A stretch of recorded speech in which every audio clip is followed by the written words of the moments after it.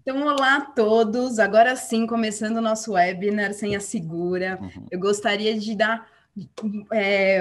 falar para todos, vocês muito bem-vindos, né? Hoje estamos bastante ansiosos, né, para esse bate-papo. Eu sou a Thaís, aqui da Senha Segura, e eu gostaria de lembrar a todos que essa sessão está sendo gravada e que todos vocês irão receber a gravação dentro dos próximos dias pelo seu e-mail de cadastro, tá bem? Eu peço a todos também que permaneçam no modo mudo, e em caso de dúvidas, as perguntas podem ser feitas aqui pelo Q&A Field, e elas serão respondidas ao final do webinar. No webinar de hoje, nós vamos falar sobre tendências e tipos de cyberataques, o que são credenciais privilegiadas, banco de dados, formas de armazenamento de informações, como reduzir o número de brechas dentro do sistema corporativo e também explicar exatamente o que é o PAN. E para tudo isso hoje, como vocês já estão vendo, a gente tem um time de super peso que está aqui com a gente hoje, né? Então, mais uma vez, meninos, muitíssimo obrigada pela presença de todos vocês, os nossos experts, Alan Monteiro, Alisson Santos, Felipe Pires e Gilmar Esteves.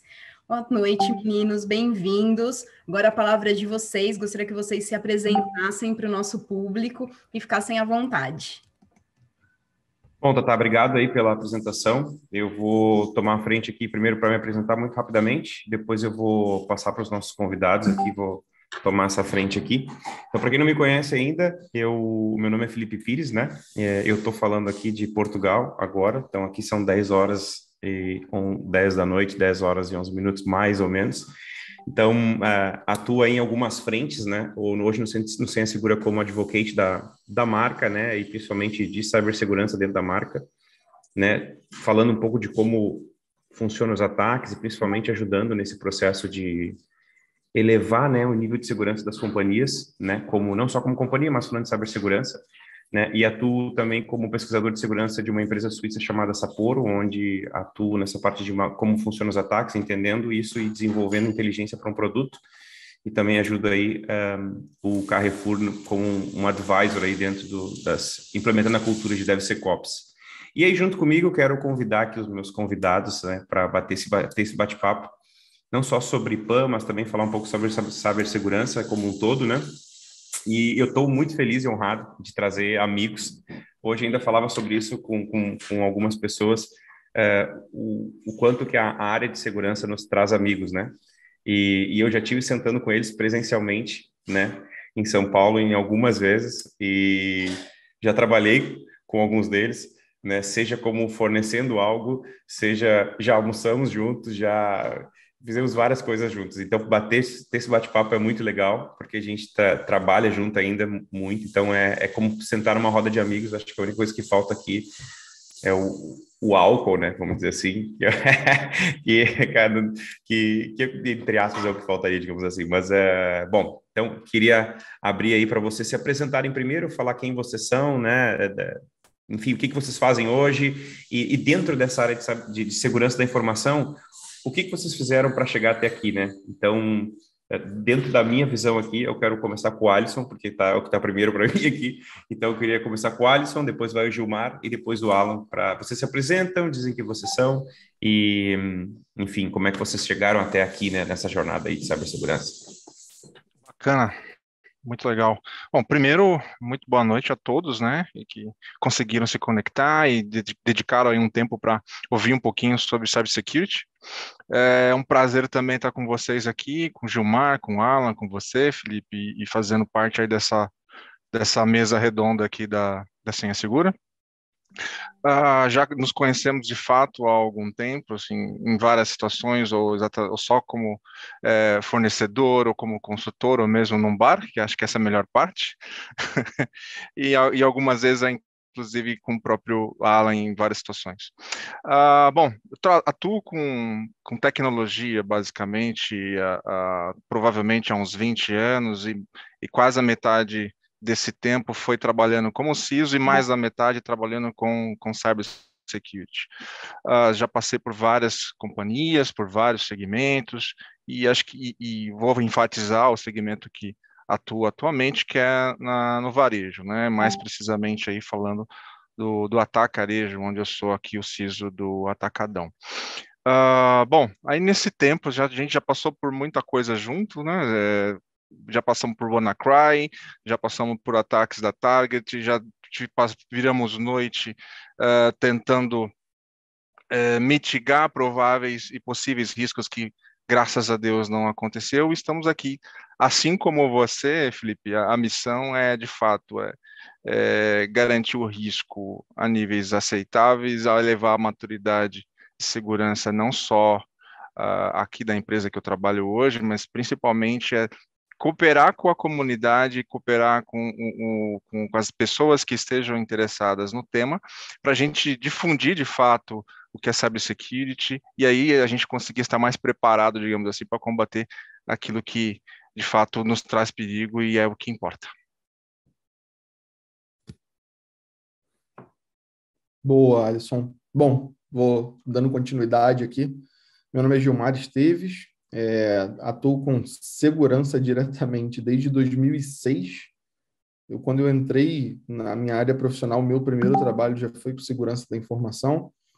Passei por vários também caminhos, desde a área militar até virar de fato civil, e voltei para a área militar como consultor, depois voltei para o civil novamente, já tive em meios de pagamento, já tive em instituições financeiras. Atualmente, eu sou o vice-presidente de engenharia e segurança da ZUP. A ZUP é uma das empresas que constroem tecnologia para outros parceiros no Brasil, e também sou um dos criadores de um código conhecido e open source chamado OroSec. Trabalhei lá atrás na concepção, Felipe lá nos ajudou lá no início de tudo, a gente acabou trabalhando junto na concepção do OroSec, e é o que está aberto hoje até no nosso GitHub. Acho que o ponto mais importante do discurso de todo mundo é a nossa capacidade de conscientização, né? Não adianta você saber um monte de termo, se as pessoas de fato que estão ali no ambiente, a gente sempre falava isso de uma maneira mais clara há uns anos atrás, que as pessoas são o elo mais fraco da nossa operação. Então, a conscientização, ela de fato é o tema mais importante dentro da segurança, porque não adianta o cara codar bem, não adianta o cara conhecer muito de firewall, se ele cai num phishing, se ele tem coisas mais simples, acho que o baby steps ali, se a gente começa a fazer bem, de fato a gente tem um aumento da nossa maturidade de segurança no ecossistema como um todo, obviamente cada um na sua área. Legal, vou tomar aqui. Uma grata surpresa, o Gilmar compartilhou do meio militar também, não juntos, né, mas também a minha origem profissional veio do Exército. Lá eu fui sargento durante 4 anos, inicialmente como infantaria, e depois eu comecei a estudar e me interessar por tecnologia, acabei saindo, e desde 2007 eu venho trabalhando como profissional de segurança, passando por consultoria, né, como Accenture, empresa de telecom, indústria farmacêutica e agora, por último, no varejo aqui no Carrefour, compartilhando do mesmo ecossistema do varejo e atacarejo junto aí com o Alisson, através do grupo Carrefour, mas cuidando da parte do varejo aqui no Brasil.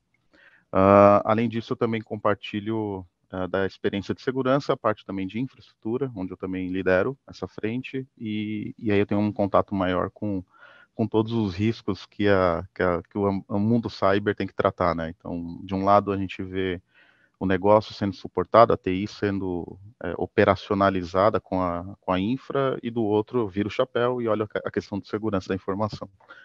A minha maior especialização, com certeza, vem da parte de gestão de identidades, foi onde eu comecei a atuar na minha carreira, e desde então a gente vai entendendo que o acesso é a origem de tudo, né? Desde o negócio acontecer, né, com a possibilidade de ofertar dados para a empresa criar uma inteligência e ter uma democratização desses dados, então as pessoas precisam utilizar os dados que são gerados, desde um atacante. O atacante ele só faz algo no nosso ambiente a partir do momento que ele acessou, né? E aí o nosso desafio diário é não deixar esse acesso indevido acontecer. Então vai ser muito bom trocar essa experiência aqui com vocês, para não só elevar o nível da conversa com pessoas experientes, mas também aprender, né? Que a gente está sempre aprendendo. Não, legal, eu acho que é isso, esse é o barato do bate-papo, eu particularmente gosto bastante, né? É isso aí que tu falou, trocar experiência, a gente acaba aprendendo sempre e tá disposto a aprender, acho que é a grande virtude aqui. Bom, lembrando a todos que estão aqui, né, a gente tem um botão de Q&A, né, que vocês podem colocar as perguntas ali. A gente tem mais ou menos algumas perguntas preparadas e vamos ver para onde a nossa conversa vai indo, mas vocês podem interagir, inclusive no chat, se vocês não tiverem tanta vergonha, né, vocês podem interagir com a gente ali no chat e colocar perguntas e dúvidas que vocês tenham. Aqui a gente tem gente de alto nível aqui, gente de board mesmo, né, de board member, como a gente chama, né, gente importante no processo decisório, estratégico, né, e uma das características muito interessantes, que por isso que eu convidei eles para vir aqui, é que a gente não fala somente de segurança, mas a gente está falando de infraestrutura junto com segurança, e aí entra um ponto interessante nesse desenvolvimento todo, nesse ciclo que a gente fala sobre segurança para as organizações. A gente fala muito hoje de cloud native, né, ou seja, de empresas que já estão nascendo em cloud, e aí eu faço o link com o que o Alan falou sobre gestão de acesso e tudo mais, né? Eu sei também que o Gilmar e a Zup gostam de criar coisas e tem coisas criando para gestão de acesso também, né? Então são muitas coisas que têm a ver com o mesmo assunto. E aí eu queria trazer já para esse bate-papo, né? Eu sei que o tema em si, né, o título é como a gente pode encarar esse desafio, né, como um todo de tendências, os ataques que têm acontecido, credenciais privilegiadas, banco de dados tem que gerenciar, porque a gente tem esses times variados, né, ou as squads, como são chamados, ou tribos, ou qualquer nome que vocês queiram usar nas companhias, né, como reduzir as brechas, como a gente faz isso. Então, é um tema bem complexo, que não é uma resposta simples de se fazer, mas eu queria trazer para os nossos convidados aqui, se eles pudessem pensar nessa tendência desses novos ataques, que às vezes até não são tão novos assim, né? Mas o que eles têm visto nesse curto tempo de, vamos lá, 4 meses de 2022, né? E aqui até um ponto eu trago aqui que eu, por exemplo, estou em Portugal, o Gilmar não sei se pode falar, mas agora eu tô falando, né? O Gilmar não está aqui no Brasil, porque ele falou que está 2 horas de diferença, então Estou em ele não Austin, no está. Texas. Está em Austin, no Texas, pronto. Então ele falou, não foi eu que falei. Então ele está nos Estados Unidos, então assim é um mercado um pouquinho diferente. Acho que vale uma visão dele um pouquinho desse mercado, né? Já que ele já está ali faz um tempo, né? E aí eu consigo trazer uma visão aqui da Europa, por exemplo. Também já morei na Polônia, já atuei bastante ali. Então a gente pode fazer um bem bolado aqui disso. Então assim, que tipo de ou que dicas ou vamos lá, seriam muitas dicas e muitas coisas, mas os nossos convidados ou todos aqui, o que vocês poderiam sugerir, né? Que tipos de dicas vocês poderiam dar pensando nesses primeiros 4 meses do ano que ocorreram? Que dicas que vocês poderiam dar para as empresas de alguma maneira elevar o nível de segurança? É uma pergunta super ingrata, porque tem várias coisas, mas o que vocês poderiam trazer aqui para o pessoal que está nos assistindo agora e que vai nos assistir depois, né? Dicas, pode ser 1, 2, 3 tópicos, ou podem jogar aqui, ou entre vocês podem se perguntar, fiquem super à vontade aí, fiquem à vontade quem quiser começar. Então, vamos lá. Eu acho que para os 3 meses desse ano, depois dos sustos que a gente já passou e dos perrengues desde dezembro, né? Se a gente considerar dezembro ali com Log4j e todo aquele evento antes do Natal, eu acho que fazer bem feito, mesmo que seja em quantidade menor, é melhor do que ter muita coisa com débito técnico da nossa esteira em produção e a gente tem de fato que trabalhar como bombeiro, né, apagando os incêndios ali. Então, menos coisas de uma qualidade superior é melhor do que muita coisa pela metade. Vamos lá, Alisson? Pode ir, você falou primeiro. Pode ir? Perfeito. Eu quero trazer uma reflexão um pouco diferente. Tá? A gente tem riscos, não são riscos novos. Tá? Para quem é profissional de segurança, o que a gente vê hoje no mercado, de alguma forma, eu tenho 15 anos na área, já acontecia isso lá atrás, de algum jeito. E a gente não tinha a oportunidade de elevar o nível da discussão no board em relação a isso, ou trazer isso materializado. Então, a gente tem um débito técnico criado pelas empresas, pelo negócio. A gente tem um quê de startup que as empresas querem trazer, né? Eu quero acelerar, quero fazer o time to market, então tenho que lançar esse produto, então tem que ser assim, eu preciso de acesso, eu preciso dos dados, eu preciso transformar. E isso gera débito do débito técnico e abrindo portas. O que está acontecendo é que estão aproveitando, só que a gente tem uma oportunidade aqui como profissional. Né? A gente tem a oportunidade das coisas materializarem de forma que nos ajude a potencializar o que a gente vem falando há tempos. Né? Então, o que eu acho? Eu acho que antes de ir para um modelo mais reativo, antes da gente investir em ferramentas, antes da gente investir, o processo de aculturamento do board e das lideranças da empresa é o fator crucial.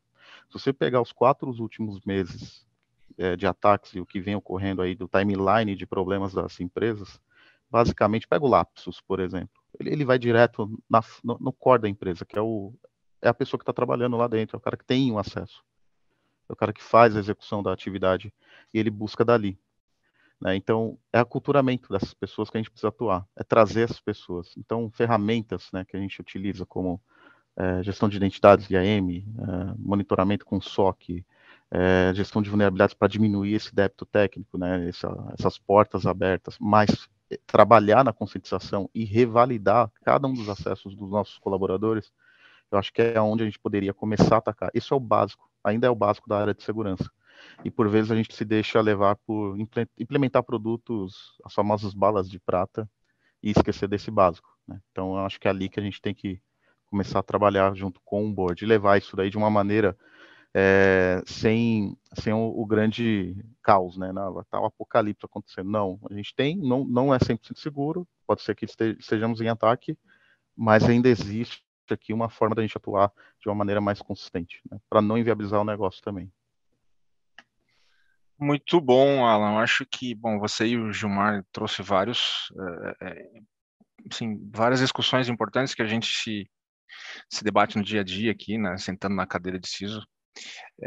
E acho que talvez eu resumiria tudo isso, acho que em 3 questões fundamentais, assim, mais olhando para a questão mesmo de processo e do bem no day by day mesmo, que é perímetro, né? A gente precisa ter uma plena visibilidade dos nossos perímetros.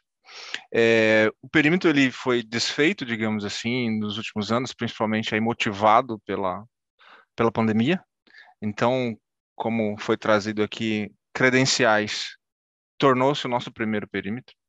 Então, aquilo que estava outrora protegido em nossos castelos aí de firewalls, de proxies, filtros de conteúdo e tudo mais que a gente já tem dentro das empresas, isso deixou de proteger aquilo que a gente já acreditava que estava sendo bem feito, se é que estávamos fazendo bem feito. E todas essas fraquezas que a gente tinha foram expostas quando os colaboradores passaram a trabalhar das suas casas.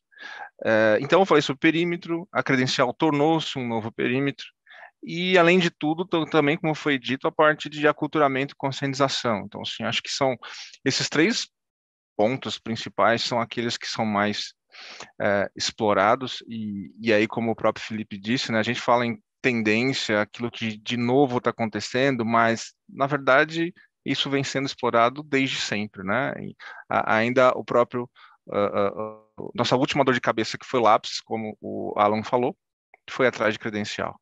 Então, acho que fazer o básico bem feito, como todos disseram aqui, acho que esse é o primeiro passo para que a gente evolua, né, e traga um maior nível de segurança para as companhias.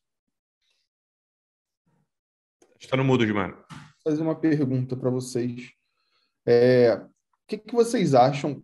Obviamente, depois da pandemia, eu acredito que a gente teve uma mudança grande de mindset, principalmente do CISO sendo consultado pelo board, tomando decisões mais estratégicas, tendo, de fato... Antes a gente só tinha um accountability, né? A gente não tinha um poder de decisão, talvez. E acho que a pandemia ela acabou trazendo esse poder de decisão mais próximo. Mas como que vocês enxergam, como que vocês acreditam que os boards têm se comportado agora, pós-pandemia, com essa questão do CISO trabalhando na mesma linha do CIO e dos CTOs, e depende da empresa, obviamente, mas na linha do C-Level, de fato? Sempre a dúvida quem vai falar, né? Começa. Bom, eu vou começar. O que eu tenho percebido, Gilmar, isso não tem sido ocorrendo somente em eventos ou roundtables dentro da nossa bolha de segurança, tem ocorrido também fora disso. Os C-levels das empresas, das grandes empresas, estão colocando a segurança como um segundo fator de prioridade hoje. Porque a imagem da companhia, seja ela qual for, ela ela tem impacto direto hoje. É o que eu comentei lá no na minha primeira fala. Hoje a gente tem uma materialização dos riscos que nós falávamos há 20 anos. Hoje, de fato, uma empresa perde valor de ação, hoje a empresa perde o valor de marca, hoje ela fica manchada, ela vira um case de insucesso para uma outra por conta de um vazamento, um ataque de hacker. E eu vejo que no C-Levels isso está sendo discutido como um fator de preocupação, minimamente de preocupação. Pode não ser a primeira prioridade do negócio. Né? O negócio ele tem que lucrar, ele tem que investir em novos produtos, ele tem que diversificar, ele tem que expandir território. Isso sempre vai ser o primeiro item, mas hoje eles perguntam, ok, como é que eu posso evitar, por exemplo, de eu ser atacado? Estou seguro? É aquela famosa pergunta, eu estou de fato seguro? E eu acho que o que ajudou a incrementar a dar esse poder para o assunto de cyber foi a questão da privacidade. Eu acho que com a vinda da LGPD, isso potencializou. Hoje virou um ponto de discussão. Quando você fala de monetização de dados, Virou um esse daí é o mandate, né? não adianta. A empresa ela quer capitalizar, ela quer vender o dado, mas ela já começa a ser questionada e ela se questiona. E aí você começa a ver C-levels participando dessa discussão e tomando decisões que talvez vá de encontro ao próprio objetivo do produto, do negócio. Então, as discussões têm sido bem mais interessantes, tá? Isso eu tenho sentido bastante aqui do meu lado. Alisson, se tu me permite eu falar antes de ti, né? Eu sei que eu não sou, obviamente, um CISO, né? Mas eu tenho observado o movimento, e acho que vocês falaram muito sobre, e até para tentar colaborar um pouquinho, sobre a questão das vezes que muita empresa tem o pensamento de startup, né? E eu tenho observado muito isso quando a gente fala de mercado americano, né? Porque eu tenho envolvimento com algumas empresas dos Estados Unidos e mercado europeu também. Que tem esse movimento, primeiro que é uma cultura, né? De já nascer sendo startup. E aí entra um paradigma que é o seguinte: o investimento é em infraestrutura, primeiro em desenvolvimento, e aí a gente fala de estrutura de desenvolvedores, times, e depois infraestrutura, né, cloud como infraestrutura.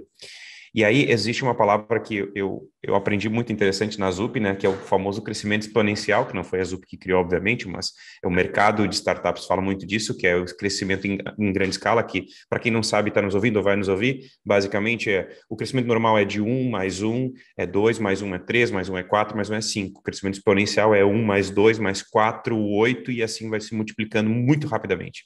Então, quando a gente fala de desenvolvimento, né, e crescimento exponencial, o investimento está em desenvolvimento e está em cloud, e aí começa a se pensar em segurança quando já tem investidores, já tem aporte financeiro, a empresa já criou um valor, e aí começa a se pensar em segurança. Então, eu tenho percebido que pós-pandemia, ou durante a pandemia, ou sei lá, não sei se a gente ainda está em pandemia ou não, o CISO realmente foi trazido para a conversa porque o mercado como um todo, ele começou a ver mais ataques e mais exposição de dados. Acho que as normativas, como o Alan comentou, seja ela falando de LGPD no Brasil ou mesmo GDPR na Europa e outras normativas que tem nos Estados Unidos, como o HIPAA, entre outros, por exemplo, e outros frameworks que são utilizados, isso, de alguma maneira, trouxe essa responsabilidade das empresas em pensar no risco do negócio. O quanto isso vai impactar o meu risco se um dado meu for exposto. Então, o que eu percebo, né, o que eu vejo é que o CISO, né, ou o CSO, ele tem sido trazido para essas reuniões de board justamente por causa disso. Porque talvez ninguém quer assinar uma carta de risco ali na frente se o presidente chegar e dizer assim, cara, como que tu não mapeou isso, né? Não estou falando nem tecnicamente, mas estou falando de risco. Então, e aí entra a privacidade, entre outras coisas. Então, se eu pudesse colaborar, seria mais ou menos isso. Alan, por favor. Alan, não, desculpa. Alisson, por favor. Não, como colaborar além de tudo que foi falado, né? Mas vamos lá. Eu acho que, Slavão, a gente pode dividir aí, talvez, usando dos exemplos que vocês utilizaram, mas a gente pode dividir as empresas quase que financeiras reguladas, e dentro das reguladas estão inclusive as financeiras e as não reguladas, né? Que um nível, uma disparidade muito grande entre esses, vou resumir entre dois, digamos assim, dois grandes blocos, né? As reguladas financeiras e as não reguladas. E essas não reguladas, quando chegou a LGPD, regulou todo mundo. Então, peraí, se antes aqui estava só o mato estava alto, digamos assim, a LGPD foi responsável por dar uma parada aí, deixar a nível de grama, pelo menos, né? Porque não tem como garantir a privacidade das pessoas, sem um mínimo de controle, sem um mínimo de ferramental, sem um mínimo de cultura dentro das companhias. E assim, quando a gente fala de dados, privacidade de dados, monetização, a gente está falando basicamente de onde vem o dinheiro, não somente olhando pelo lado digital da coisa, que é a monetização do dado, mas espera aí, eu já tinha todo um âmbito de, todo um negócio rodando no mundo físico mesmo, né, que ainda assim eu tenho dados das pessoas que estão aqui dentro da minha infraestrutura, que eu mantinha um básico, às vezes nem o básico, mas com uma advento da LGPD, meio que balizou, digamos assim, essa questão do mínimo necessário para a proteção desses dados. E a perda, ela se tornou algo muito mais salutar, ficou muito mais palpável na mão de quem dirige o negócio, entender que, peraí, se eu tiver um vazamento, se os dados dos meus clientes forem expostos, eu posso ter um prejuízo muito grande na minha imagem, no meu negócio. Então, acho que o grande benefício, digamos assim, que a LGPD trouxe foi justamente isso. E justamente trazer, de repente, nós que estávamos ali com pouco ferramental e tendo que trabalhar dia após dia, não podendo dormir à noite praticamente todos os dias, né, com medo de alguma coisa de fato ser concretizada. Isso ajudou muito a gente, trouxe a gente, como o pessoal diria antigamente, né, os meninos passaram a sentar na mesa dos homens. Acho que essa foi basicamente isso que aconteceu com a gente. E, de fato, eles passaram a entender. Segurança, ó, na verdade, já a gente pode falar até de tecnologia, né, não é somente um ônus para a companhia, é estratégico, né? Hoje em dia a gente não pode falar que nenhuma empresa funciona sem que não tenha alguma vertente tecnológica dentro dela. E não existe TI, não existe segurança. Excelente. Até aproveitando, acho que falando sobre tecnologia, falando sobre ameaças como um todo, teve uma pergunta ali, né? Eu não vou me atrever a pronunciar o primeiro nome, porque eu com certeza vou errar, mas vou dizer o segundo nome, que é o César. Ele fez uma pergunta assim, na opinião de vocês, quais as ferramentas que foram mais utilizadas na área de segurança da informação no ano de 2022? Se a gente pudesse, né, falar, ou eu não diria ferramenta, porque eu acho que seria um pouco mais falar de conceito aqui, se a gente fosse pensar em ferramental de fato, né? Mas o que vocês acham, assim? Eu gostei muito de um ponto de vista que foi trazido aqui, que eu acho que foi o Alisson que falou, que é o dado nosso se tornou o nosso perímetro. Essa frase, acho que para mim foi um aprendizado se eu pudesse, pelo menos para já, eu já aprendi. Eu gostei dessa observação, achei muito interessante. Talvez eu esteja puxando um pouquinho para o meu assado, né? Porque uma coisa como eu comentei para vocês, que eu trabalho além do Senha Segura, eu trabalho desenvolvendo modelos de ataque para um vendedor de segurança, né, suíço, uma startup, como a gente falava. E basicamente todo meu estudo e minhas pesquisas são baseados em como os atacantes, os cybercriminosos, exploram este dado que ele estava falando, né? Então, meu estudo é como explorar este dado que seria um perímetro. Na opinião de vocês, que ferramentas ou que conceitos, ou enfim, que vocês acham que foi importante ou que é importante pensando em 2022 agora? Bom, vamos lá naquela mesma ordem, ninguém falou, vou eu. Acho que essa vai ser a ordem padrão, tá? Tá bom. Eu não diria ferramentas, eu acho que, conforme o Alan falou, não existe nada novo, né? Em tese, a gente já passou por isso tudo aqui algumas vezes, a gente vai rebobinando a fita e coloca para rodar de novo. Então, não existe ferramenta mais usada do ano passado para esse ano, acho que os conceitos continuam os mesmos análise de vulnerabilidade, análise de superfície, principalmente para você saber o que você tem exposto ou não, ferramentas que te ajudam a proteger credenciais, por exemplo, o PAN, de fato, ferramentas que te ajudam na pipeline. Existem alguns estudos dessas consultorias de mercado que falam bastante sobre o custo de uma falha, seja ela de segurança ou numa business feature, em produção, e quanto custa você, de fato, detectar aquilo em ambiente de dev, homolog, ou até mesmo durante o deploy na pipeline. Então, quanto maior for o número de gates e controles, obviamente, adequados, que você coloca nesse ecossistema, eles te ajudam a ter um ambiente mais maduro e mais seguro lá no final. Então, não diria que são ferramentas, mas aí são conceitos de application security, DevSecOps, análise de superfície, análise de vulnerabilidade de maneira constante. Eu conheço algumas empresas que, por exemplo, alguns amigos aí de longa data, em conversas que as pessoas falam, cara, eu uso a minha análise de vulnerabilidade a cada 7 dias. Eu falei, cara, você paga por uso? Não, é interno. Eu falei, então você tem que colocar uma hora, por, sei lá, pelo menos uma vez ao dia, ou senão a cada grande mudança que você tem no ambiente, você roda de novo. Porque toda mudança, eventualmente, gera alterações de estrutura e pode ter uma vulnerabilidade direta ou indiretamente que você vá provocar no seu ambiente. Acho que agora é minha vez. Eu acho que é Velvet o nome dele, talvez. Se estiver errado, é para o César. César, eu acho que, pegando o que o Felipe e o que o Gilmar comentou, não tem nada de novo, cara. A gente continua ainda olhando os acessos, olhando o perímetro antigo, que já não é mais o perímetro, então é firewall, proxy, monitorando o nosso ambiente, monitorando o ambiente externo através de threat intel, tentando identificar a credencial vazada, tentando entrar em fóruns de hackers e de dark web também, com DLP, prevendo vazamento interno, nada mudou. O que está mudando é a forma como as coisas estão acontecendo agora em 2022. Aí pega de novo o lapsus, ele está indo direto no cara de TI, por exemplo, que tem um acesso genuíno, que deveria ter acesso, ele tem essa permissão, talvez até assinou algum documento antes de entrar, de responsabilidade, mas que se deixou vender, né? Deixou ser abordado. Então, o que vai acontecer ao longo de 2022, que eu acredito, é uma mudança de postura dentro da empresa. E aí a área de segurança tem, mais uma vez, a oportunidade de transformar isso para um modelo diferente. Talvez um plano de conscientização um pouco mais efetivo, não investir somente em questão de phishing e achar que isso está conscientizando a empresa.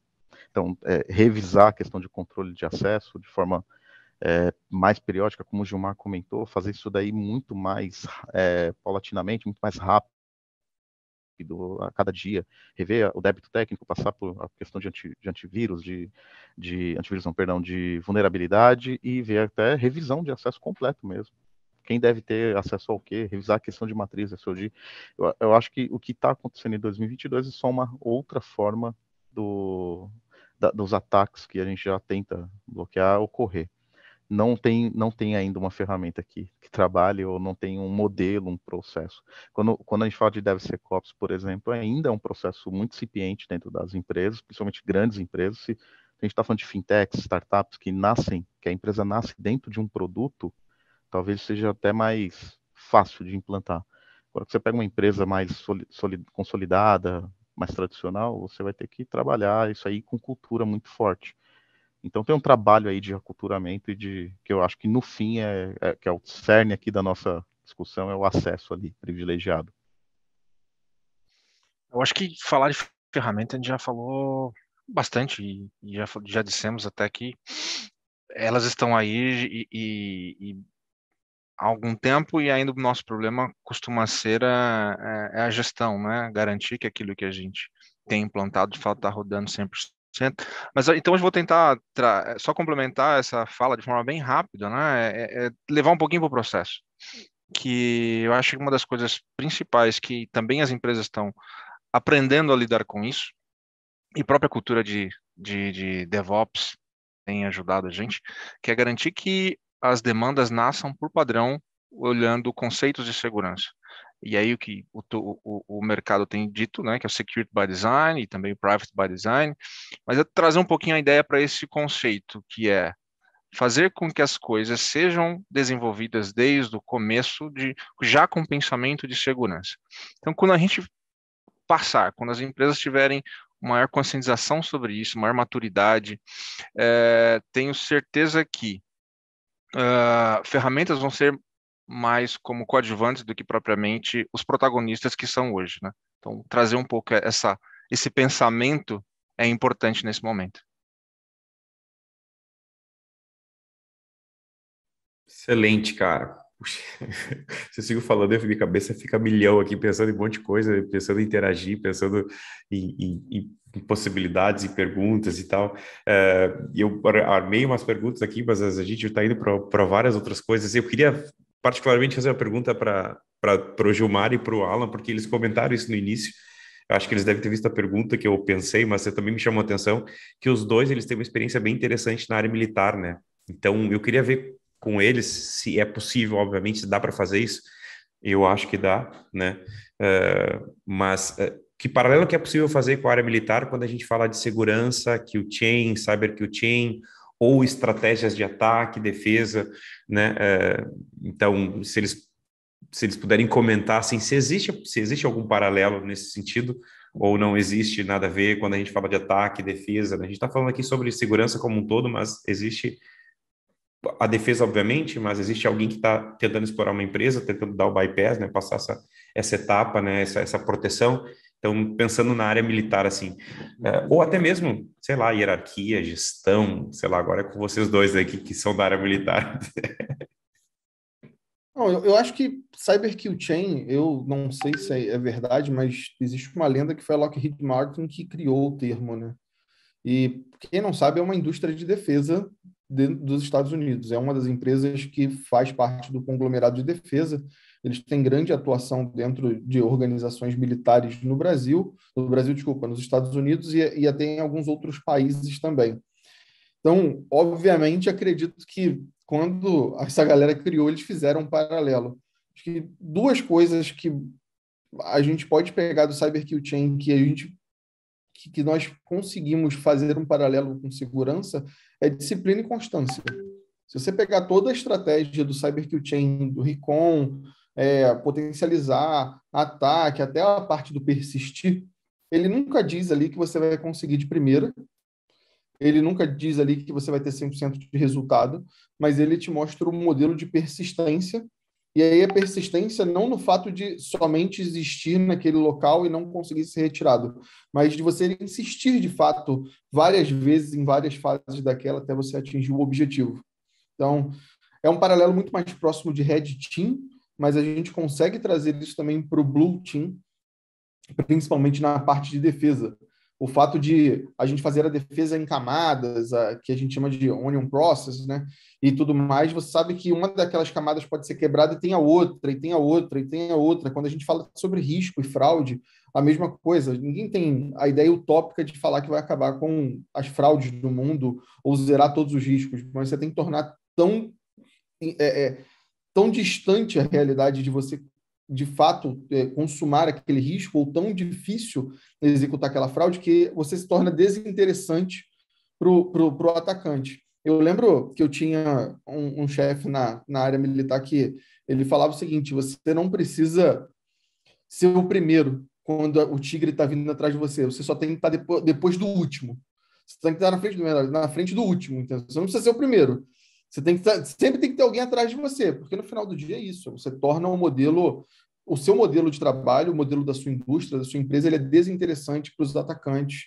Obviamente, Lapsus e companhia vêm com uma abordagem diferente, que não é brute force, não é tentativa e erro, e sim um approach mais direto, né?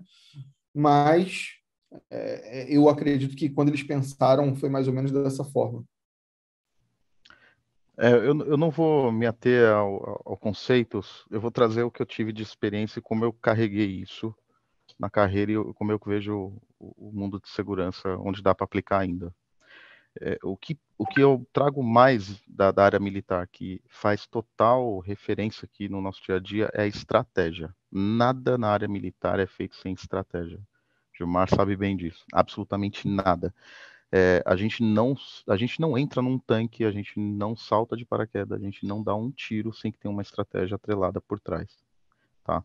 E eu acho que é esse o grande gap nosso como profissional de cyber, aplicar isso no nosso dia a dia. Muitas vezes a gente é dominado pela operação, pelos problemas, e esquece de construir um plano de defesa consistente, um plano de contra-inteligência consistente, de contra-ataque, porque até mesmo o Blue Team, ele pode fazer isso, ele pode atuar num contra-ataque contra o atacante, de fazer alianças que envolve threat intel, que envolve parcerias externas, e também tornar o time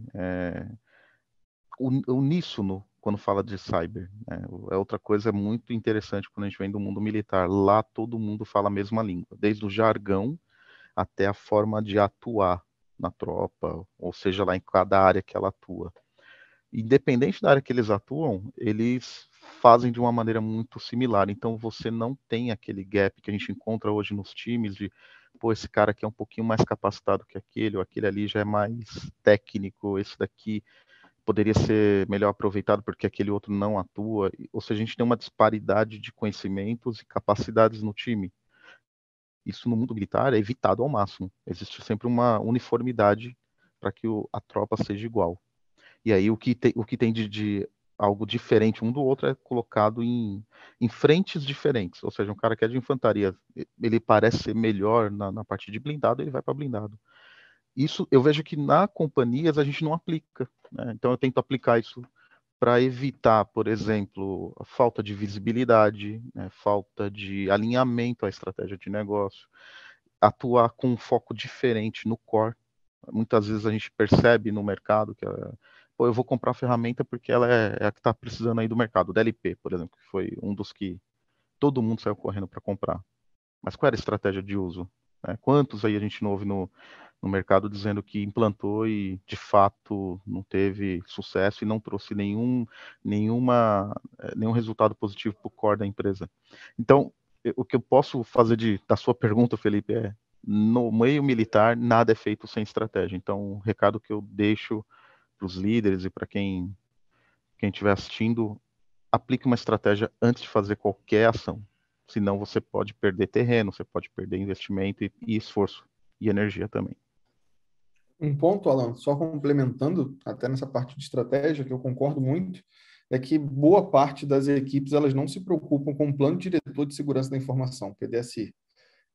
Todo mundo na companhia conhece o PDTI, Exato. que é o Plano Diretor de Tecnologia, mas o Plano Diretor de Segurança, pouquíssimas pessoas conhecem, quiçá quando tem. Então, acho que é um bom momento para você começar a desenhar uma estratégia e ter, de fato, uma constância naquela estratégia, perseguir aquele objetivo, seria até um plano diretor de segurança da informação. E mais uma vez a gente volta para o básico, que é o que eu comentei. Mais uma vez a gente deixa de fazer coisas básicas que nos traz um piso estruturante para fazer mais ações avançadas. Mas deixa o Alisson falar, senão... Não tem mais o que falar, voltamos para o básico. O plano de diretor de segurança é o mínimo, né? É a cartilha do CISO.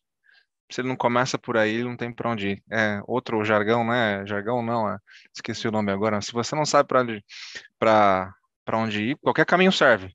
Então, sem estratégia, você não vai para lugar nenhum.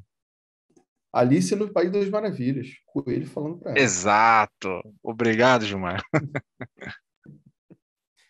Até um dos pontos do nosso, um dos temas que a gente comentou, e até a Thaís reforçou no início, né, é sobre a palavra Privileged Access Management, né, ou um acrônimo, é uma palavra que o acrônimo é PAN, né, ou basicamente é gestão de acesso privilegiado. Então, até para esclarecer para quem está nos ouvindo agora, quem vai nos ouvir depois, é justamente fazer o gerenciamento dessas diversidades de acesso que a gente tem nas organizações hoje, que é essa complexidade, que eu tenho um time que é responsável por construir um produto, então ele tem determinado níveis de acesso, e aí a gente tem gente que constrói, que é responsável pelo banco de dados, que oferece esse banco para esse desenvolvedor, aí eu tenho uma infraestrutura que precisa comportar esse desenvolvimento, né? Então cada um desses times tem seus devidos acessos, né? E aí talvez aplicar o conceito de least privilege, que é de menos privilégio possível, né? Ou seja, tudo isso está envolto desse tema que a gente está falando de gestão de acesso privilegiado.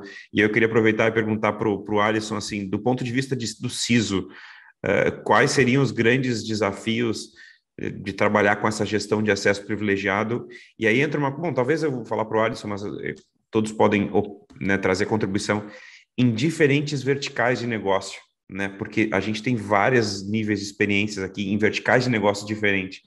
Então é interessante ouvir um pouco da experiência de cada um de vocês na gestão de acesso privilegiado em verticais diferentes, porque eu acredito, me corrijam se eu estou errado, né? E fiquem à vontade para fazer isso, que eu acho que, por exemplo, para a parte da saúde, né, é um tipo de acesso. Talvez para a parte financeira tenha outro tipo de gestão. Então eu estou aqui pensando porque verticais de negócio é diferente. Né, se a gente falar de internamente de times também já é muito mega complexo, mas começando pelo Alisson, dessa vez eu vou começar invertido, pelo Alisson, depois o Alan e por último o Gilmar. Do ponto de vista de CISO, assim, né? O que vocês acham? Show. Eu acho que, bom, eu vou trazer a experiência que eu tive. Eu acho que o primeiro ponto é cultura. É muito difícil você fazer aquele time acostumado de uma forma de trabalhar, tendo acesso direto a consoles de administração, etc. Guardar a senha numa pasta, num arquivo em Excel. Cara, é dificílimo você mudar a cultura da galera de TI. Então, acho que é o primeiro passo. Você tem que fazer um trabalho bem feito de cultura, saber vender bem esse projeto, trazer bem as vantagens, né, os ganhos que um projeto de PAN pode trazer para a companhia. Obviamente, a gente sabe quais são, mas no ponto de vista de quem tem as suas atividades afetadas, entre aspas, né, por uma nova tecnologia, ele só vê o lado, entre aspas, também ruim, porque a atividade dele vai ser alterada. Então, as pessoas têm muita dificuldade com mudanças. Então, o ponto principal é tratar muito bem a questão do culturamento. Uma vez vencido isso, tem acho que um outro aspecto que, falando, e acho que a parte de cultura serve para todos os setores, o segundo aspecto também são os terceiros, como fazer gestão de terceiros com acesso à nossa infraestrutura. O PAN ele é matador nesse aspecto, né? A gente, de fato, conseguir dar visibilidade ao CISO, a gente conseguir usar de fato list privilege para cada um dos terceiros que acessam os ambientes, a gestão com maior rigor na questão de política de senhas, que eu acho que ali a gente de fato consegue implementar um bom mecanismo de política de senhas, uma vez que é terceiro, já começa a ter mais dificuldades, lá o time de acesso, o time que cuida do DM, o time que cuida do AD, começa a ter mais dificuldades na hora de fazer o deploy dessas políticas para terceiros. Então, acho que esses dois aspectos têm os principais desafios, aculturamento do time interno e também como fazer a gestão dos terceiros ao acesso dos ativos internos. E acho que também a gente pode trazer aí que a evolução disso tudo é como fazer o bom uso dessa solução, não somente para acessos administrativos, mas fazer a integração entre sistemas, evitar aqueles antigos hardcodes de credenciais direto nos sistemas. Acho que esse seria uma segunda onda, uma terceira, uma segunda fase, digamos assim, da evolução do nível de maturidade de um PAN. Deixa eu aproveitar antes do Alan falar, eu queria só contribuir do ponto de vista técnico, né, de uma pessoa que pesquisa, né, trabalha nessa área mais técnica e faz alguns testes. Então, um modelo de ataque que eu criei, basicamente, não fui eu que criei, obviamente, mas que eu desenhei para o produto, né, na qual eu estava comentando para vocês lá no início, mas baseado em permissões, o nível de escalabilidade que tem quando um permissionamento é utilizado para um fim malicioso. Então, por exemplo, vamos falar de um cloud provider, que é a AWS, tá? E toda a parte de gerenciamento de IAM deles, né, de Identity Access Management, ele tem um pool onde tu pode ler uma permissão, ou uma ação, né, tu tem uma action, né, uma ação dentro da AWS, tu pode ler algo, ou tu pode só ter os privilégios de leitura, ou de escrita, ou ainda de policy management, ou seja, de gerenciamento dessas policies. Um desses gerenciamentos é simplesmente setar uma policy default, ou eu posso criar uma policy nova dentro do meu grupo, né? E quando a gente fala de IAM, é quem realmente vai cuidar dessa gestão desse acesso. Então, a partir do momento que o que acontece muito, né? Por isso que eu falei de gestão, é interessante esse ponto, né? Que você estava comentando, é que quando pensa que o Felipe vai ser um cara do suporte e ele vai receber vai simplesmente checar uma permissão lá da AWS, que é o provider que eu estou usando como exemplo, tu vai habilitar que o Felipe, como um cara de suporte, ele tenha o acesso de policy management, de gerenciar essas funções. A partir do momento que ele tem um item habilitado como create policy version, que é uma criação de uma nova policy, ou ainda setar uma policy default, se a minha credencial for vazada, um atacante, através da minha credencial, pode simplesmente usar esses dois comandos e ele pode, através disso, mudar toda uma política do próprio acesso ou dos usuários que eles têm, justamente porque quando ele cria uma policy nova, ele já cria ela com um full permission, se ele quiser, dentro da AWS. Então, simplesmente com uma flag que está habilitada, porque dificilmente a gente vai ver aqueles que são 19, 20 checkbox que são habilitados automaticamente quando tu dá o enable no policy management. Então, por isso da importância de entrar no detalhe de cada checkbox que estão sendo habilitados, porque a gente clica no primeiro, que é para habilitar tudo que é mais fácil, para facilitar uma série de coisas, e por isso que eu perguntei do ponto de vista do CISO, porque muitas vezes vem Antigamente vinha, né? Hoje não vem, né? Aquele post-itzinho, habilita isso aqui para esse usuário que ele precisa fazer tal coisa, né? E ali tu vai que, putz, agora qual que é a permissão? Datou, depois a gente vê. Mas aí essa credencial que tá vazada no código do GitHub faz com que o atacante, ele vai lá e dá simplesmente um comando IAM, create policy, e ele seta um full permission, e a partir daquele momento ele pode criar instância, ele pode mexer no Lambda, ele pode criar outras série de funções. Então, tecnicamente, estou explicando um pouco do impacto do que uma falha pode causar, né? Não é nem um zero day, estamos falando de uma falha não de gestão, mas uma política mal aplicada através de um permissionamento de um pequeno provider, pequeno, de um grande provider que é a AWS. Alan, por favor. Pegando o gancho que você está trazendo, qual é o desafio de um CISO nesse caso? A gente só tem uma exponencial terreno que aumenta, né, de necessidade de conhecimento de todos os produtos, de todas as clouds, né, o ambiente multi-cloud, o ambiente obsoleto, como o Alisson comentou, né, os famosos débitos técnicos ali de obsolescência com sistemas que têm no código chumbado o acesso. Né? Não é algo muito raro de se ver, né, Alisson? Muito raro. Mas existe. Raro, mas acontece. E aí... Só o detalhe, contém muito sarcasmo nesse comentário. Obviamente, hashtag. E, assim, isso daí é o maior desafio, porque, vamos lá, voltando para o básico, a gente precisa centralizar a questão de gestão de acesso dentro da companhia. Então, você vai, corre, entende todos os sistemas core da empresa. Se a empresa tem um BIA, você pega ali o BIA, quais são os sistemas principais. Você adquire uma solução de gestão de identidades, integra a sua solução nesses sistemas.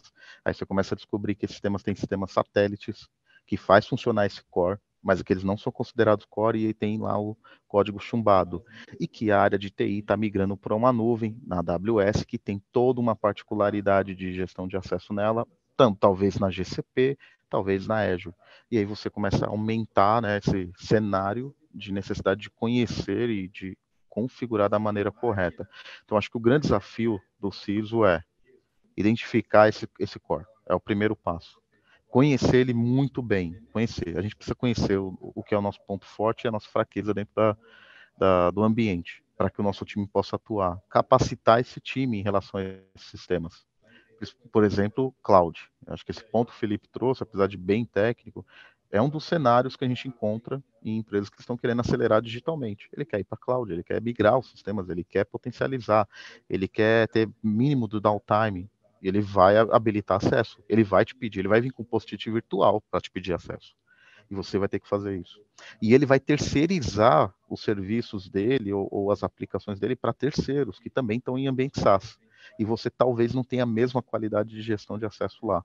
Então, a questão do acesso privilegiado é importante porque você evite esses cenários de risco, né, maiores. E aí uma ferramenta de cofre de senhas, uma ferramenta de monitoramento de acesso, né, para saber o que o cara está fazendo naquele ambiente. Você tem uma maior visibilidade, integrar isso com o seu log, com o seu centralizador de log, seu CIEM ou seu SOC, para quando tiver um evento fora do normal, você já ser alertado, dando um exemplo clássico aí, o cara acessando de madrugada, fora do ambiente, do expediente, num nível de acesso privilegiado. Então, tudo isso eu vejo que são os principais desafios e requer que os CISOs e a equipe de segurança se capacitem mais rápido, né? Não deixando de lado a questão do ambiente multi-cloud para olhar. Agora, Gilmar. Bom, vou falar mais do mesmo, né? Todo mundo já falou o que eu concordo e o que eu acho que deveria, da maneira que deveria ser. De fato, é mais comum do que a gente acredita essa questão de código, de fato, hard code dentro de sistemas. Um ponto que o Alan e o Alisson levam bem em consideração são sistemas satélites, e a maioria das vezes que a gente faz análise de risco, quando os inspetores, não, como é que a gente daria? Quando o analista de risco ele não tem tanta profundidade técnica, ele normalmente não consegue detectar esses sistemas satélites, e isso acaba margeando todo o teu BIA, todo o teu processo de continuidade, porque ninguém detecta esses sistemas que normalmente ficam embaixo da mesa do desenvolvedor. É um banco de dados que era um teste que eventualmente virou uma conexão e foi promovida a produção e todo mundo utiliza aquilo ali para fazer alguma coisa. Então, o que eu penso é que, de fato, a gente volta lá para os primórdios de conscientização. A primeira parte disso é como que você organiza a sua governança e tudo mais. Acho que quando a gente entra, de fato, na parte dos acessos, ter um sistema de PAN que consiga elencar, e aí eu não lembro qual de nós que foi que falou, sei que não fui eu, mas que identidade ou credencial também é um novo perímetro nessas condições atuais, dado que a gente trabalha remoto. Acho que quando você começa a compor esse ecossistema, você começar a ter, de fato, SSO integrado, e tem uma experiência até bem legal na ZUP, que a gente construiu a nossa ferramenta de SSO do zero, então tem uma experiência bem interessante, é possível fazer muita coisa com o que existe open source, é possível fazer muita coisa dentro de casa com frameworks já conhecidos, então basta a gente ter um pouco de disciplina e objetivo e, obviamente, também não assoberbar o time de tanto trabalho, mas a gente consegue, de fato, fazer, mesmo sem ter soluções pagas para algumas coisas. E acho que quando a gente começa a entrar nesses fatores mais detalhados a nível de acesso, privilégio, SSO, e quando você começa a compor o seu ecossistema de identidade, de fato, a gente caminha para um ambiente mais seguro, mais maduro e, eventualmente, com menos problemas bobos que geram um impacto muito grande. Ótimo. Bom, eu vou fazer mais uma última pergunta aqui, antes da gente finalizar e ir para as considerações finais, que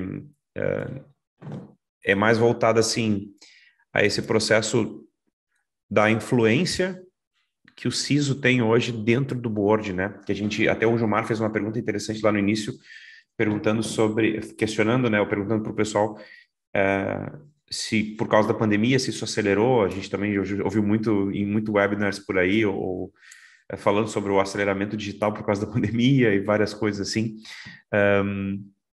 Mas se vocês pudessem, vocês como pessoas que são experientes aí na área e que têm uma carreira de sucesso, que tipo de dica que vocês poderiam dar para quem está nos assistindo ou vai nos assistir agora, que são gerentes, ou que são CISOs, que são CSOs, que são heads, por exemplo, de times? Como vocês aprenderam ao longo da carreira a influenciar o board hoje, né? Os diretores, quando precisam falar, seja para levantar, sei lá, budget, ou seja para falar de risco, seja para falar, sei lá, de compliance, ou dicas que vocês poderiam dar, que vocês aprenderam ao longo da carreira de sucesso de vocês, que em algum momento vocês falaram de um jeito, não deu certo, e vocês viram, bom, não dá para rolar, esse approach não é bom, né? O que vocês podem trazer de aprendizado e de sugestão até para o pessoal que está assistindo agora e que vai nos assistir depois?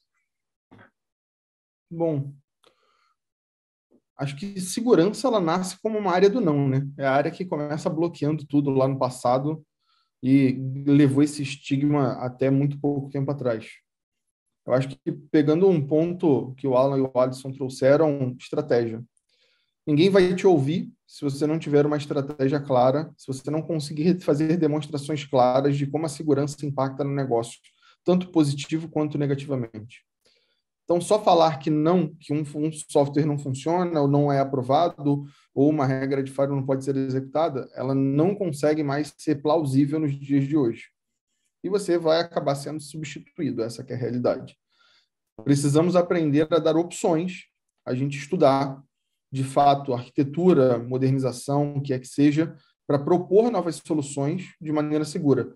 Um ponto extremamente importante, que eu acho que com a pandemia e com todo esse avanço da parte de tecnologia, a gente conseguiu trazer a segurança para mais próximo do negócio e a segurança para mais próximo das decisões de arquitetura de tecnologia. Então, tentando fixar uma parceria de longo prazo, eu começaria pela estratégia para que as pessoas de fato te ouçam e, num segundo momento, eu entraria numa parceria com os times de uma maneira mais próxima, de fato, para que a gente consiga evoluir e a gente não seja, de fato, uma área do não. Gilmar, acho importante esse seu comentário, e para adicionar um pouco da minha experiência e o que eu acho, tá? Estou falando achismo aqui, não tem dados, nem fatos, nem base nenhuma de análise. Eu acho que o que faz o CISO morrer numa empresa é ele não se comunicar, é ele não falar a língua de negócio, é ele não ter, assim, no primeiro speech do dia dele, ele não ter uma pergunta para ele. Como eu, de segurança, posso viabilizar o negócio? Eu acho que é isso que você tem que se perguntar sempre e usar a sua estratégia, que pode mudar ao longo do tempo, para que isso aconteça. Só que como é que eu viabilizo esse negócio com segurança? Para você conseguir responder isso, você tem que bater não só na cadeira das pessoas, na mesa das pessoas ali para conversar, da área de TI. Você não tem que se preocupar somente com a arquitetura que está sendo implantada, o sistema, a vulnerabilidade. Isso daí é o seu dia a dia. Você tem que bater na porta, e eu uso uma frase minha, que é a dar de louco, aí lá na porta lá do cara do comercial, falar, cara, eu sou o cara de segurança, não sei se você me conhece. Aqui eu cuido disso, faço essas ações, eu queria saber um pouco mais de você. Como é que você está trazendo dinheiro para a companhia? E você de inovação, você do marketing, você do RH, eu acho que é aí que mora o caminho de sucesso do CISO dentro de uma companhia. Por quê? Porque ele não vai só fazer vamos dizer assim, o network dele interno. Ele vai capturar desse network o que ele precisa atuar. Ele vai entender a tal das dores, ele vai atuar com um pensamento empreendedor. Ele vai conseguir voltar para o time e falar, time, eu acho que a gente está indo para o caminho errado. A gente está focando tanto aqui para esse lado.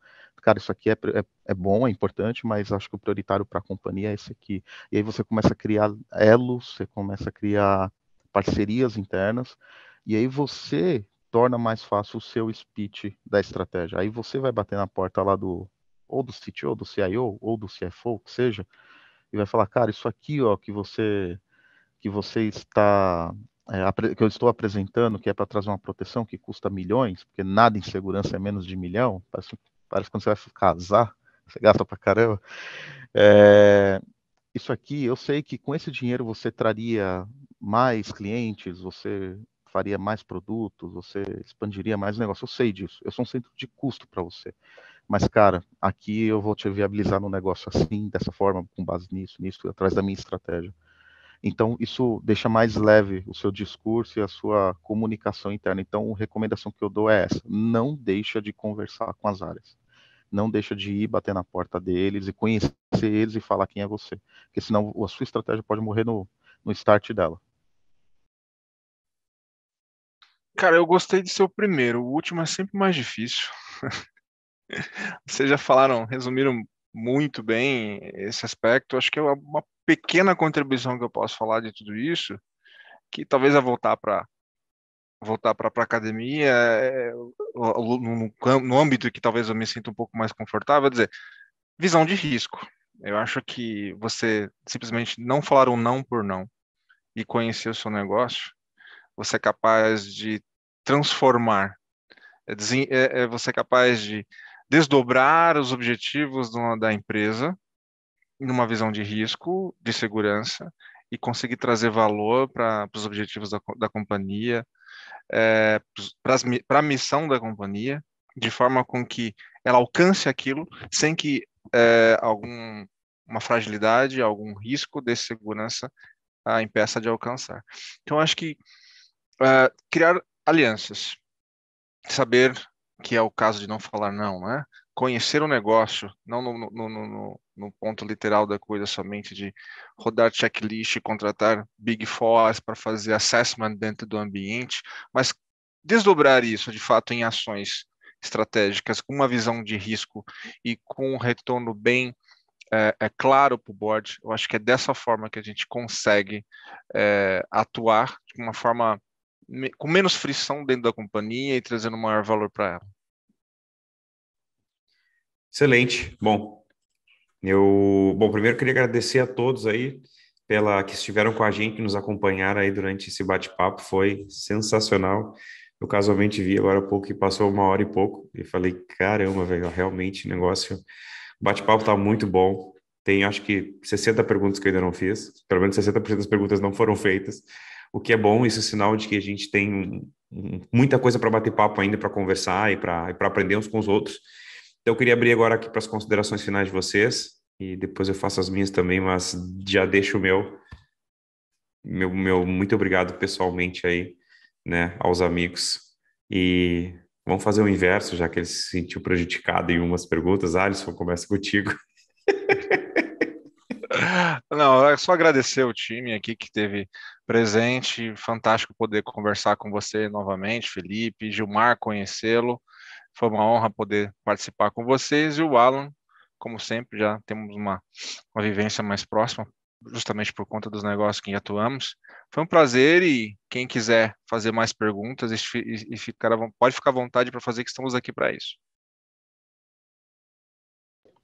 Bom, acho que sou eu, né? Acho que inverteu os polos só. Felipe, obrigado Felipe e o time da Senha Segura, Thaís, pessoal aí por detrás do evento, obrigado pelo convite. Faz tempo que eu não venho participando, sou meio low profile demais, já recebi esse feedback, eu acho que eu vou começar a conversar mais com vocês. E queria que fosse presencial, né, para a gente quebrar essa rotina de remoto, mas foi muito bom, foi dinâmico, muito bom falar novamente com o Alisson, compartilhar do espaço aqui com o Felipe, conhecer o Gilmar, e espero que o pessoal que nos acompanhou e vai nos acompanhar com o vídeo gravado tenham bastante riqueza do que a gente conseguiu passar e aprendam um pouco conosco, e estamos aí abertos para também perguntas ali no LinkedIn, pode adicionar, e cara, eu quero aprender também e compartilhar conhecimento, então foi um prazer. Bom, galera, só agradecer também a oportunidade, agradecer o time aí da Ciência Segura, o Felipe, de Longos Carnavais. Foi um prazer também conhecer o Alisson e o Alan. Obrigado pelo rico bate-papo que a gente teve hoje. Obrigado, Thaís, aí, pela oportunidade de ser nossa host. E até a próxima. Espero, em breve, estar presencial com vocês aí em qualquer outro evento, a gente se esbarrando e podendo comer uns biricutico e um guaraná. Guaraná de cevada. Tipo isso. Guaraná de cevada. Guaraná de cevada. Bom, eu queria agradecer também a participação dos amigos de novo, e eu fico feliz porque eu volto lá atrás, né? Fico lembrando lá de quando eu comecei a minha carreira, né, na área de segurança e tecnologia, já faz um tempinho também, mas os primeiros bate-papos que eu tive com vocês, quando eu conheci, a gente logo quando conhece, era um outro momento, né? Então a gente ficava bem seguro, assim, para conversar, e a gente, o Felipe, ficava bem seguro para conversar, e é bom ver que a gente está sempre aprendendo coisas novas, então trazer amigos para uma mesa dessa é sempre um privilégio para mim, para o time do Senha Segura e tal. Então, obrigado de novo a todos vocês que estiveram aqui com a gente, né, participando, assistindo, perguntando. Aqueles que não perguntaram ficaram com vergonhinha, não há problema, né? Depois as redes sociais estão aí, fiquem super à vontade. Tata, obrigado aí por nos acompanhar, cuidar da gente, e de novo, o palco é todo teu. Meninos, muitíssimo obrigada a vocês, foi incrível a discussão, realmente a gente tem mais perguntas, a gente já também tem muitos elogios que vocês receberam, e pessoal, lembrando que a discussão pode continuar, então vocês podem mandar suas perguntas para o nosso Twitter, para o nosso LinkedIn, a gente passa para os meninos e a gente pode continuar essa discussão sempre. Gostaria de agradecer também a todos os participantes, né, a todo mundo pelo tempo de vocês, pela disponibilidade. E nós, da Senha Segura, a gente agradece muito, porque é muito importante para a gente ver cada vez mais empresas realmente preocupadas com a segurança de todos, né? E é isso, pessoal. Eu gostaria de agradecer novamente. Muitíssimo obrigada. Obrigada, meninos. Foi incrível o papo. Obrigada a todos que estavam aqui até agora nos assistindo. Nos vemos no próximo webinar. Até lá, pessoal. Tchau, tchau. Valeu, tchau, tchau. Até mais, tchau, tchau. Valeu, até mais. Tchau, tchau.